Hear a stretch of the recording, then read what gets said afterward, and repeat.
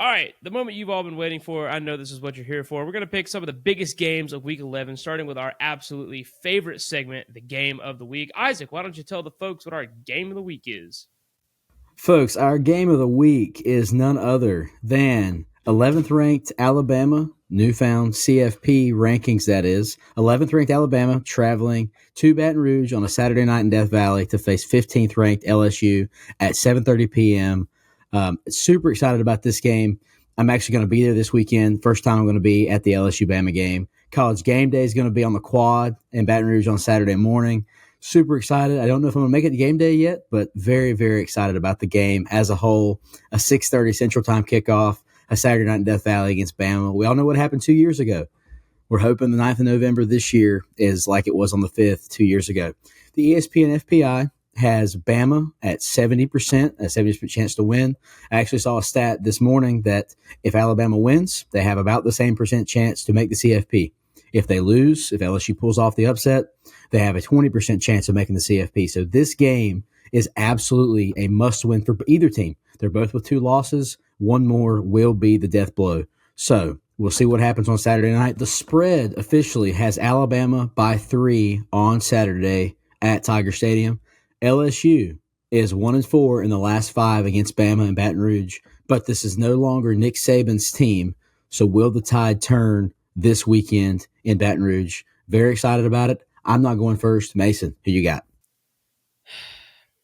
Man, I actually, might be like one of the hardest picks I've made all year. All right, so obviously you've got an LSU team who's coming off the bye week, but coming off a tough loss against a really mobile quarterback in Texas A&M. You've got Alabama coming off a big win against Missouri. That was absolutely just a demolition of that team's program. And how they're ranked in the CFP rankings, I have no earthly idea at all. Alabama's 2 losses, obviously, to Tennessee and Vandy, and LSU's 2 losses to USC in the first game, and now, obviously, Texas A&M.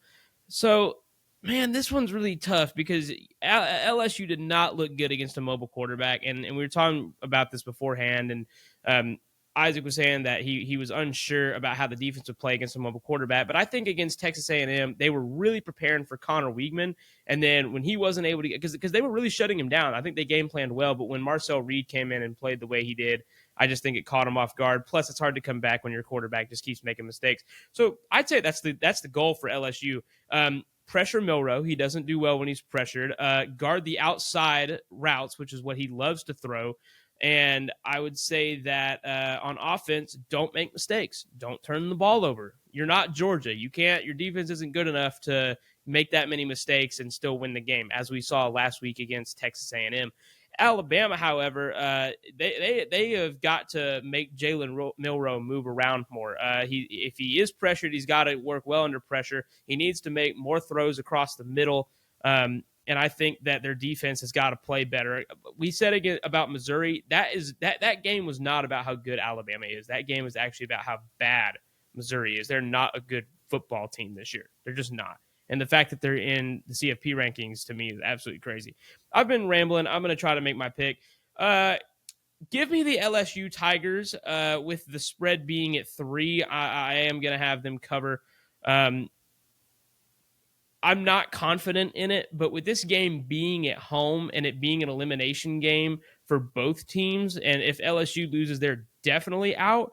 I would say that, yeah, give me LSU to win this game at home. As long as they bring pressure against Milroe, make him make mistakes, and if they play a perfect game. I mean, we just saw them take down Ole Miss at their stadium just a couple weeks ago, and Ole Miss just beat Arkansas 63-32 or something, just something close to that. So give me LSU against the Crimson Tide here this year. I did predict before the season that Alabama would take at least 3 losses. I think this is their last chance to get that loss. I'm going to stick with my prediction here, and I'm going to take LSU to win this game.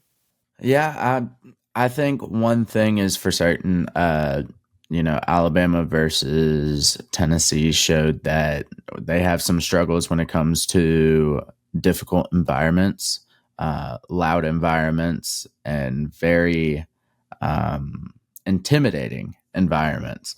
And if you struggle at Tennessee, just wait till you get down to Baton Rouge, the fake Death Valley. So I definitely have LSU winning this against Alabama.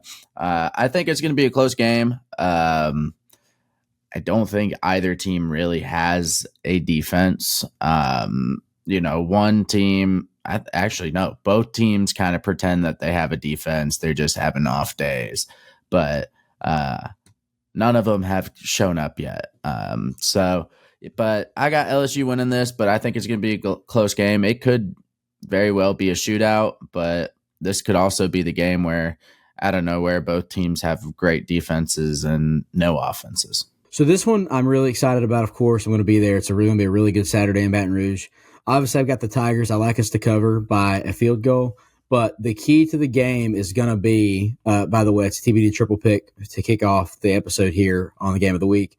But the biggest thing for this weekend is going to be that Garrett Nussmeier gets back to the Garrett Nussmeier of the first 5 weeks of the season, because he looked really good for a long stretch. And then the Ole Miss game, he struggled. He figured it out on the final drive. Of course, we all know what happened. The first play of overtime, a dime pass to Kyron Lacey.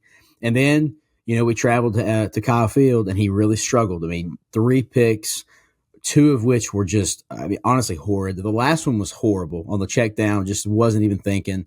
The other 2, I'd make an argument. The DB made a great play, but still very risky decisions. He threw in a double coverage a few times against Arkansas. So he's gotten a little bit risky. He's still a great QB, but the key for Saturday night is going to be Garrett Nussmeier to play a good game and the defense to show up. It very well could be a shootout. It could be the game where we have great defenses. Very excited about it. Give me the Tigers on Saturday night in Death Valley.